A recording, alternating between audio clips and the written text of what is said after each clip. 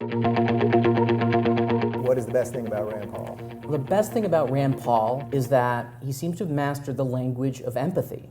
Empathy is something that Republican parties had a hard time dealing with. And by empathy, I mean the ability to see outside your own shoes into the minds of someone whose experience is completely different than yours. And Rand Paul seems to not only have some of that language mastered, but he actually seems to be empathetic in a way that I haven't seen Republican candidates be empathetic in a long time. In the Bill Clinton way, I feel you're paying people like to mock that.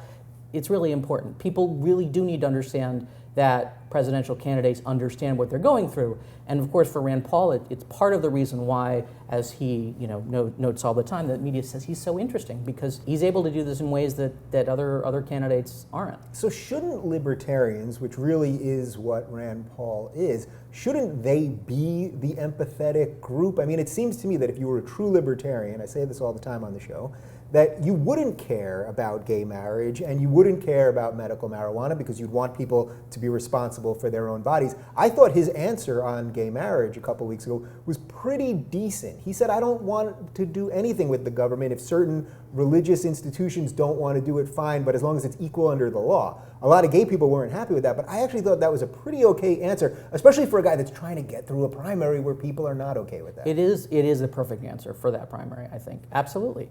And I think particularly in criminal justice reform, and the way he talks about young black men being deprived of their lives and families being deprived of young black men, incarceration rates, he evinces an understanding of the issue that I think could only come from someone who's truly empathized. And empathy is a really, really hard quality in just general human interaction, but also I think in politicians, and it's very impressive. Yeah, where do you think like stuff like NSA and drones, where do you think that puts him with the party?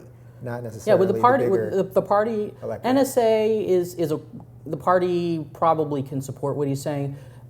Drones, because if they associate that with strong counterterrorism policies, he's going to have a problem with that. Yeah, I just did a video on it, but I literally have had a drone flying over my house for like I'm 3 weeks on and off, no joke. And I'm like, he's the only one talking about it, but I think the next step, forget what drones halfway across the world, but it's drones right here on American soil. It's a really good point. In fact, that we're not drones is personal now. It's not just the thing that kills terrorists in Pakistan. It's the thing that's invading our privacy, or Americans and collateral and innocent people. But it's also the thing that's just right above us and zipping around and invading our privacy. And I think that's a gut issue. It's a good issue for him to run on in the general election too. What is the worst thing about Rand Paul? Well, the worst thing about Rand Paul is his arrogance.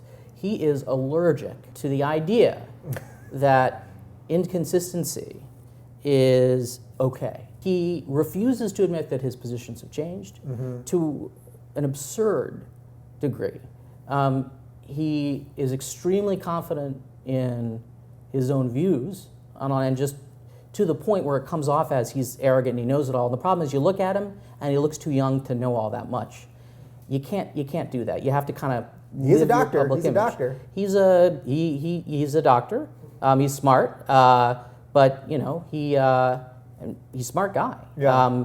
But being a smart guy and being a smart politician are two different things. He's very new still to this game of being a national political figure, and his arrogance just really, really rubs people the wrong way at times. And not just the media, but it comes off looking as if he's dogmatic. The last thing you want in a libertarian candidate is to appear dogmatic. Yeah.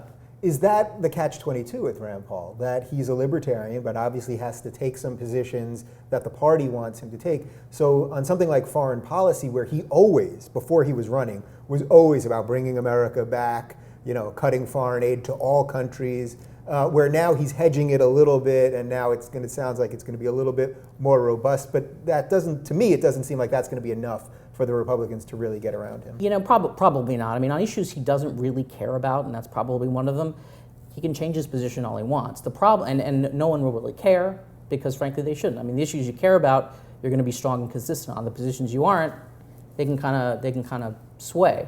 But you have to understand and have some self-awareness of your evolution as a person, or at least not evinced as I am holier than thou, I know it all, and I'm a doctor who is sort of new to this game, but I know everything in the world, and you've got to listen to me, and certitude. Yeah. It rubs people, not just rubs people the wrong way, and I'm just talking the elite media. Yeah. Frankly, they like that because it provides really good viral video. But his certitude and his, again, this allergy he has to being called inconsistent, which everyone is inconsistent, but he reacts, it's this trigger thing that sets him off. And it makes him look really unattractive as a candidate, and I think it's the worst thing about him.